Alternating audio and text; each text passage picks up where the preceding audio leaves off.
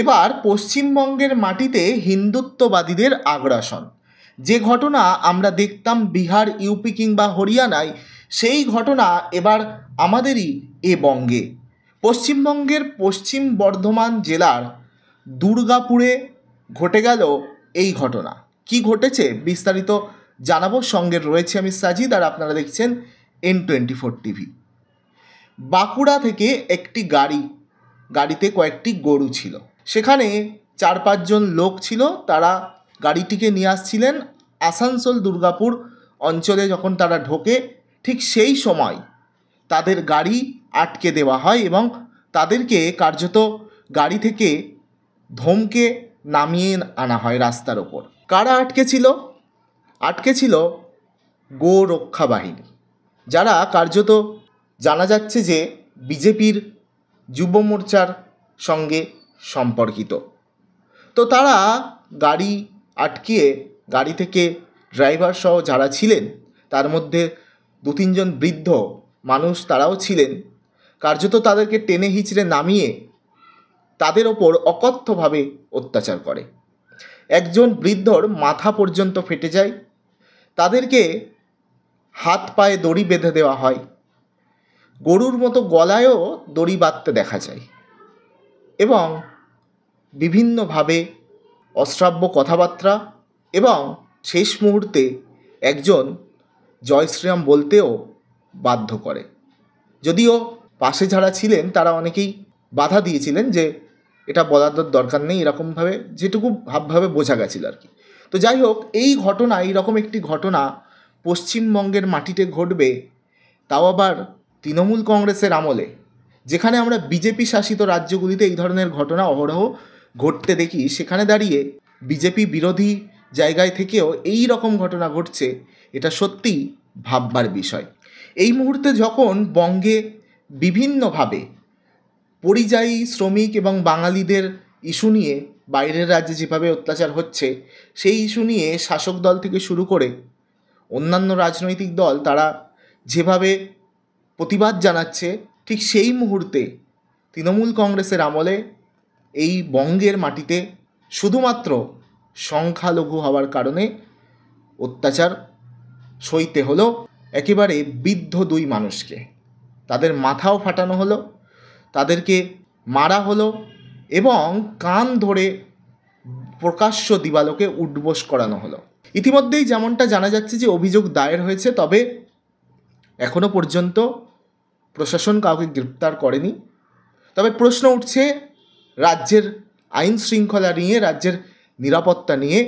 যেই মুহূর্তে এই ঘটনা ঘটছিল, অনেকেই প্রশ্ন তুলছেন যে রাস্তার আশেপাশে তো পুলিশ না থাকলেও সিভিক ভলেন্টিয়ার তারা থাকেন বিভিন্ন জায়গায়, মেন রোড, তো তখন সেই রকম কেউ ছিল না, কেউ এগিয়ে আসেনি কেন? সঙ্গে সঙ্গে পুলিশ সেখানে এসে উপস্থিত হয়ে পরিস্থিতির সামাল দেয়নি কেন? এই ধরনের বিভিন্ন প্রশ্ন কিন্তু উঠছে আইন শৃঙ্খলা নিয়েও প্রশ্ন। তাহলে সংখ্যালঘুরা কি বিজেপি শাসিত রাজ্যে নিরাপদ নয়? সেটা মানা যায়, কিন্তু এই রাজ্যে যেখানে বিজেপি নেই, সেখানে দাঁড়িয়ে সংখ্যালঘুদের ওপর এই রকমভাবে শুধুমাত্র গরু নিয়ে যাওয়ার কারণে গাড়ি থেকে নামিয়ে অকথ্যভাবে অত্যাচার এবং কান ধরে প্রকাশ্য দিবালোকে উঠবোস করানো, এমনকি বৃদ্ধ মানুষের গায়ে হাত পর্যন্ত তোলা হলো। সেখানে দাঁড়িয়ে প্রশ্ন উঠছে যে তাহলে কি রাজ্যে সংখ্যালঘুরা নিরাপদভাবে থাকতে পারবেন না? কি ঘটেছে ঘটনাটি, ভিডিওটি পুরোটাই দেখুন। কোথা থেকে এসছিস? বাড়ি কোথায়? হ্যাঁ, কোন জয়দেব? কার কথাতে বিক্রি করছিস? নাম বল। এই কার কথা ফেরত যাবে না, ঘর ফেরত পাঠাবো না। কার কথাতে বিক্রি করছিস? কার কথাতে বিক্রি করছিস গরু? হ্যাঁ, কে আছে তোদের পিছনে? কে আছে তোদের পিছনে? কে আছে?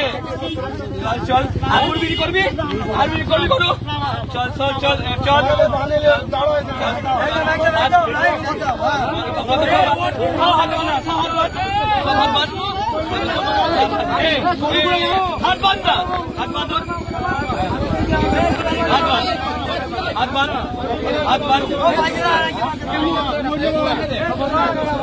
बांध हाथ को बांध बांध साले के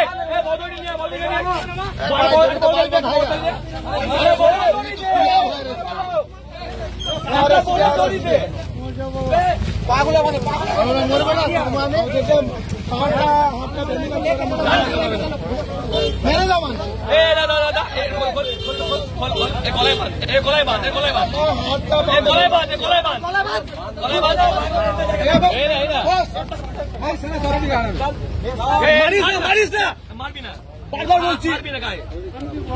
तू की করলি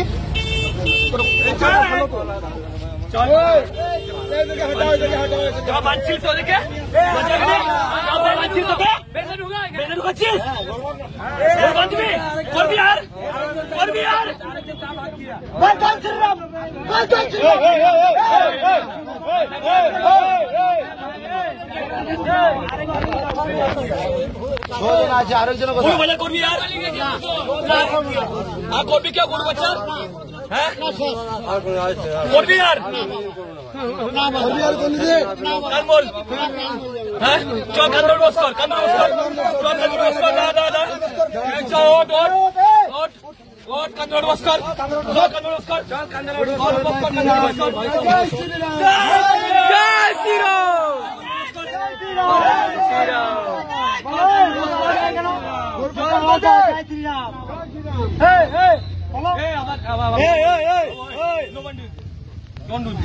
কারো ধর্ম নিয়ে বলতে করবি না পিছিয়ে করবি না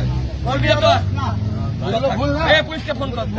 দেখলেন ভিডিওটি, যেখানে দেখা যাচ্ছে কয়েকজন যুবক তারা প্রকাশ্য দিবালোকে দাঁড়িয়ে গাড়ির ড্রাইভার থেকে শুরু করে গাড়িতে যারা ছিল তাদেরকে নামিয়ে রাস্তার ওপর হুমকি দিচ্ছেন, তাদের দড়ি দিয়ে হাত পা বাঁধছেন এবং কান ধরে উঠবোস করাচ্ছেন। পশ্চিমবঙ্গে এই ধরনের ঘটনা ঘটবে এটা সত্যিই কল্পনার বাইরে ছিল।